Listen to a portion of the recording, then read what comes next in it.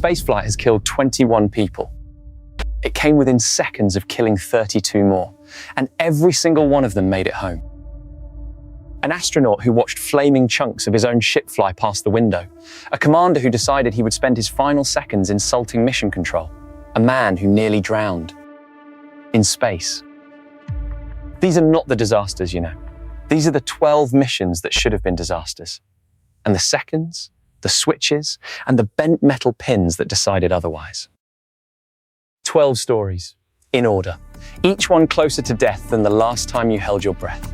This is every astronaut who almost died in space. Every astronaut who almost died in space. 1962, the fireball. February 20th, 1962. John Glenn becomes the first American to orbit the Earth. 3 orbits, 4 hours and 55 minutes. That was the plan. Then a single telemetry channel on the ground lit up. Segment 51. A signal saying Glenn's heat shield was no longer locked in place. If that was true, the only thing between him and 3,000 degrees of re-entry plasma was loose. Mission Control never told him directly. They just started asking strange questions. Is the landing bag switch off? Leave the retro pack on through re-entry. Glenn was a test pilot. He did the math on what they were not saying. The straps of the retro pack would hold a loose shield in place. That was the theory. During re-entry, Glenn watched flaming chunks stream past his window and had no way to know if it was the retro pack burning away or his heat shield. He said, quote, "I think the pack just let go." 4 minutes and 20 seconds of radio blackout. Then Glenn's voice. "That was a real fireball, boy." The signal had been false all along. A loose switch stem on the ground equipment. The shield was never loose. The terror was real. The danger never was. Quick reality check. His instruments said the shield was loose. His window was full of fire, and his pulse barely moved. Test pilots are built different. 1965. The man outside. March 18th, 1965. Alexei Leonov floats out of an airlock and becomes the first human being to walk in space. 12 minutes of history. Then he tried to come back inside. In vacuum, his suit had ballooned. It stiffened and swelled until his fingers pulled out of his gloves and his feet left his boots. He could not bend enough to fit back through the airlock. He was locked out of the only shelter within 200 kilometres straight down. So Leonov did the only thing left. He opened a valve and bled his own suit pressure down, from around 0.4 atmospheres towards 0.27, trading the risk of the bends for a suit soft enough to bend. His core temperature spiked. He later said sweat sloshed inside the suit to his knees. He squeezed in headfirst against procedure and got stuck sideways, turning around to close the hatch. On live radio, the Soviet feed quietly went silent. He made it in, and Voskhod 2 was not done trying to kill its crew. The automatic re-entry system failed. Commander Pavel Belyayev flew the retrofire by hand, the first manual re-entry in Soviet history, and a 46-second delay getting back into their seats pushed the landing 386 kilometres off target into the Taiga in March. 2 cosmonauts spent 2 nights in a forest at -30 degrees Celsius in a capsule with a blown hatch, with a pistol between them because the Taiga has bears and wolves in mating season. The rescue team arrived on skis. The first men to walk in space had to ski 9 kilometres to go home. 1966, 1 revolution per second. March 16th, 1966, Gemini 8. Neil Armstrong and David Scott have just performed the first docking of 2 spacecraft in history. 27 minutes later, out of contact with the ground, the stack begins to roll on its own. They undocked from the Agena, assuming the fault was on the target vehicle. It was the worst possible move. The problem was their own thruster. Number 8, stuck firing. And without the Agena's mass, the little Gemini spun up like a flywheel. 296 degrees per second. Nearly a full revolution every second. Their vision blurred and began to grey at the edges. Armstrong later said they were approaching the point where they could no longer read the instruments. After that comes blackout. After blackout, nobody flies the ship. Scott radioed a tracking ship. "We have serious problems here. We're tumbling end over end." And Armstrong, half blind, reached above his head and found the re-entry control switches by feel. the landing thrusters, the ones you are never supposed to touch in orbit. It worked, but the rule was absolute. Touch the re-entry system and the mission ends now. 10 hours after launch, a 3-day mission splashed down in the Pacific, 800 kilometres east of Okinawa, and 2 seasick astronauts bobbed in the swells for 3 hours waiting for a destroyer. Post-flight analysis found an electrical short, a single wire. 3 years later, the man who outflew it by feel, seconds from blackout, was the first human on the moon.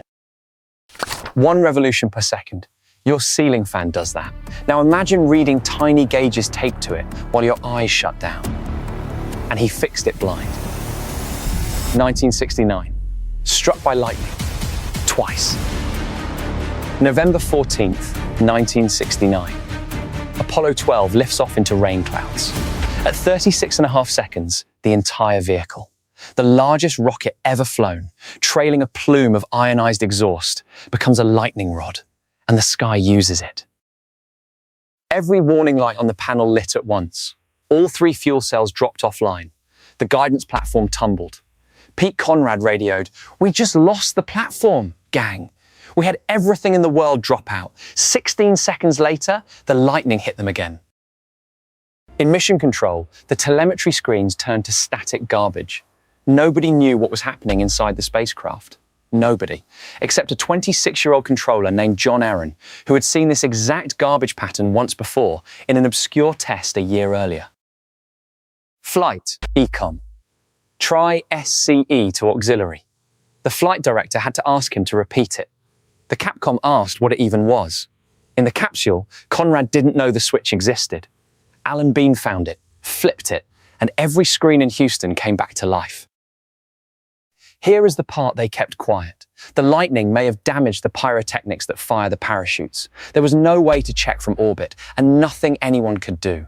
So Mission Control said nothing, and let 3 men fly to the moon, land on it, and fly home, possibly toward a 300-mile-per-hour impact with the ocean.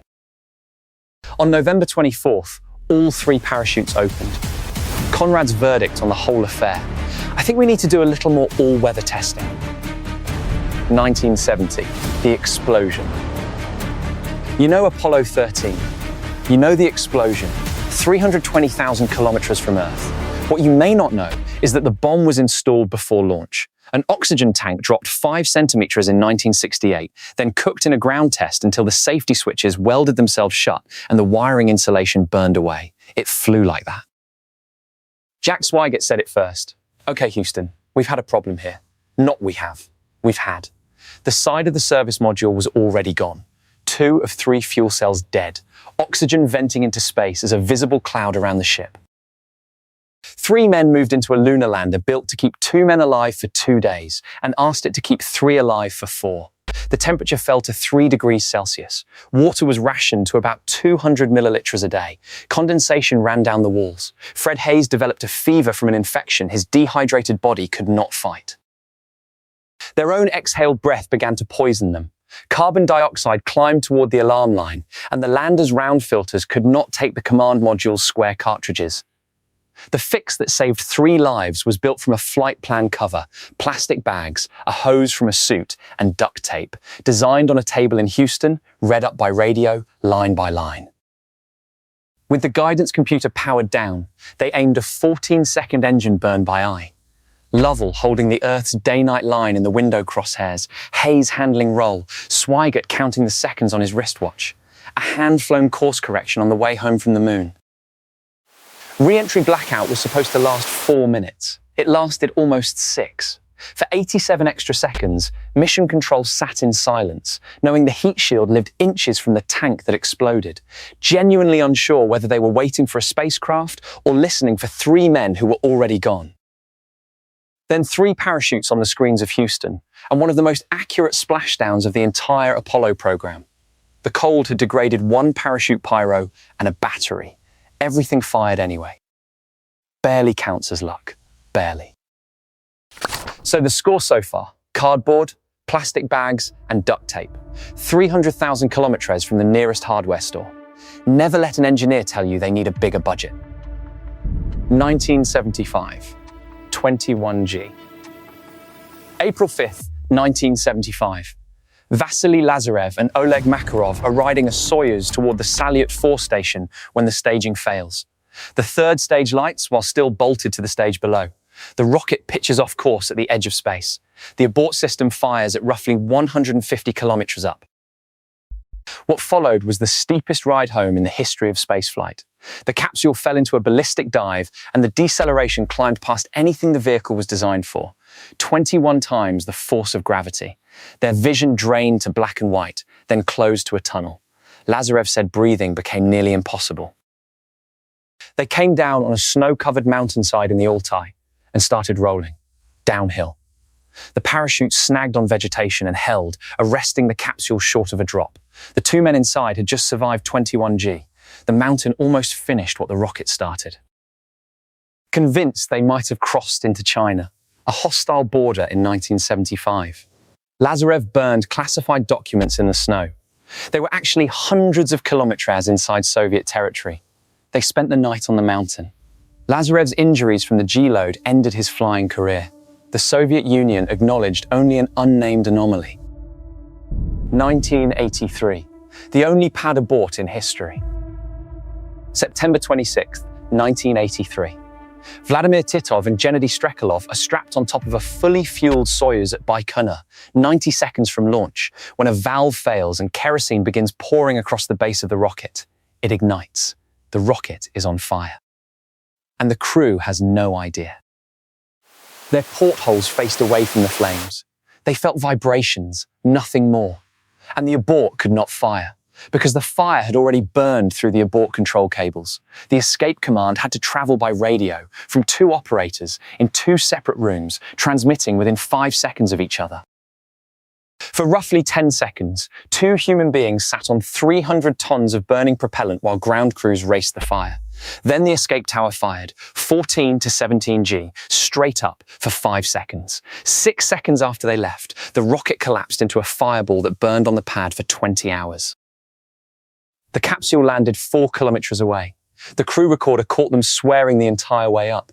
Titov admitted that much himself. On the ground, shaken and bruised, the two men asked the rescue crews for cigarettes. Then someone handed them vodka. It remains the only time in history a crew has escaped a rocket on the pad. 1988, we are going to die. December 2nd, 1988, Atlantis. The second flight after Challenger, and a mission so classified its cargo is still officially unconfirmed. 85 seconds up, insulation from a booster nose cap breaks free and sandblasts the orbiter's right side. In orbit, Commander Hoot Gibson steered the robot arms camera under the belly and went quiet. 707 damage sites, whole gouges through the heat tiles, one tile missing entirely. Gibson looked at the image and thought, we are going to die. Because the mission was classified, the video went to Houston encrypted in degraded slow scan frames. Engineers looked at the mush and called the damaged lights and shadows acceptable. The crew, looking at the real thing out the window, was told it was fine. There was no rescue option. There was no repair kit. There was only re-entry. Gibson told his crew there was no use dying all tensed up, and he made himself a private promise. If the wing began to burn through, in his last seconds, he was going to tell Mission Control exactly what he thought of their analysis. Atlantis came home with the worst tile damage of any shuttle that ever landed. The missing tile, the one gap that mattered, happened to sit over a thick metal antenna mounting plate, which took the heat and half melted instead of the airframe. 15 years later, the same institutional blindness, damage dismissed from degraded imagery, killed the crew of Columbia. In 1988, one metal plate held the line. 1997, fire on Mir. February 23rd, 1997. The station Mir is overcrowded. 6 people aboard during a crew handover and only 2 3-seat Soyuz lifeboats. To make enough air for 6, the crew burns solid fuel oxygen canisters. Alexander Lazutkin ignites one in the Kvant module. It does not burn normally. A blowtorch flame nearly a metre long erupts from the canister, spraying sparks and droplets of molten metal at the opposite wall. The wall between the crew and vacuum. Smoke fills the entire station in seconds. Jerry Lininger, NASA's doctor aboard, said he could not see his own fingers at arm's length. Lininger grabbed a respirator, pulled it on, inhaled, and the mask collapsed against his face. Empty. A dead unit in a station full of smoke. He found a second one before he lost consciousness. And here is the geometry that mattered. The fire sat directly across the passage to one of the two escape craft. If the order came to abandon Mir, 3 of the 6 had no way home. You cannot smother a fire that manufactures its own oxygen. Commander Valery Korzun sprayed foam while Lininger physically braced him against the recoil, and the crew waited for the canister to exhaust itself. Then the argument started. Moscow's official report. The fire lasted 90 seconds. Lininger, the American who fought it, timed it at 14 minutes and says he was told to keep quiet. No one died. No one was even seriously hurt. And 4 months later, the same station with some of the same crew would come within minutes of killing everyone aboard. Because 1997 on Mir was not done. 1997, the collision. June 25th, 1997. To save money, Moscow wants to prove it can dock a Progress cargo ship without the expensive automatic radar. So the test is flown with the radar switched off. Commander Vasily Tsibliev is hand-flying 7 tons of spacecraft by joystick, watching a TV screen with no range data, no speed data, and a laser rangefinder that can't find the target against the Earth below. By the time the crew sees the Progress clearly, it is too close, too fast, and it does not stop. It clips a solar array and slams into the Spectre module at roughly walking pace. 7 tons at walking pace is enough. The hull cracks, and the crew's ears pop. That pressure drop in their ears was the station bleeding air into space with a hiss they could hear. The crew did the arithmetic under half an hour of breathable margin, and they could not seal the leaking module because 18 power and data cables ran through the open hatchway, and the hatch could not close across them. So Lazutkin and Michael Foyle ripped them out one by one and cut the last 2 with a knife, while the hiss continued. They wrestled a hatch cover into the opening with minutes of margin left, and the escaping pressure sucked it shut and held it there. Sealing Spectre cost them its solar power, and the impact had set the whole station tumbling. Arrays off the sun, systems dying, Mir going dark and silent. Foyle then estimated the station's spin by holding his thumb against a window and timing the stars drifting past it, and radioed the numbers so the Soyuz thrusters could stop the tumble. Celestial navigation by thumb to save a space station. 2013, drowning in a spacesuit. July 16th, 2013. Luca Parmitano is 44 minutes into a spacewalk outside the International Space Station when he feels water on the back of his head. Inside a sealed helmet, in vacuum, there is exactly one direction water can go, nowhere. It clings and it crawls. A clogged filter is quietly pumping his suit's cooling water into his air vent. In zero gravity, the blob wraps his head like a living thing. Over his ears, so the radio goes muffled. Then over his eyes. A week earlier, drops of water in the same suit had been dismissed as a leaking drink bag. Nobody had investigated. Houston aborts the spacewalk. As Parmitano turns back, the station crosses into orbital night and the sun goes out. He is now blind, half deaf, water creeping toward his nose, calculating, by his own account, whether he could open his helmet's purge valve and survive the escaping air if he started to drown. He navigated back by memory and by the feel of his safety tether reeling in. Hand over hand along a station he could not see. Chris Cassidy followed him in. The crew tore his helmet off the moment pressure allowed. 1.5 litres of water came out with it. NASA's own report used the words, a condition that was life-threatening. Every spacesuit that has gone outside since carries an absorbent pad behind the head and a snorkel running down to the chest. Because one man nearly became the first human being to drown in space. He almost drowned in space. The universe really needs to pick a lane, and that is why every spacesuit now ships with a snorkel, an actual snorkel. 2018, a short flight. October 11th, 2018, Nick Hague's first launch. Alexei Leonov's second.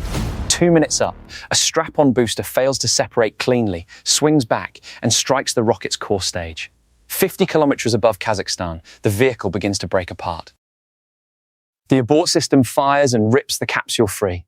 Inside, violent side-to-side shaking, the master alarm, and sudden weightlessness where thrust should be. Of China's entire commentary to the ground, flat calm, an accident with the booster. And then, that was a short flight. They fell back to Earth on a ballistic arc, pulling nearly 7G, and landed 400 kilometres from the pad. 19 minutes and 41 seconds after liftoff. Rescue crews found them upright, bruised, and smiling. The cause, a sensor pin, bent by a few degrees during assembly on the pad floor. A technician's hands nearly killed 2 men at the edge of space. 5 months later, both men strapped into another Soyuz on the same launch pad and flew to the station like nothing had happened, because that is the actual job description.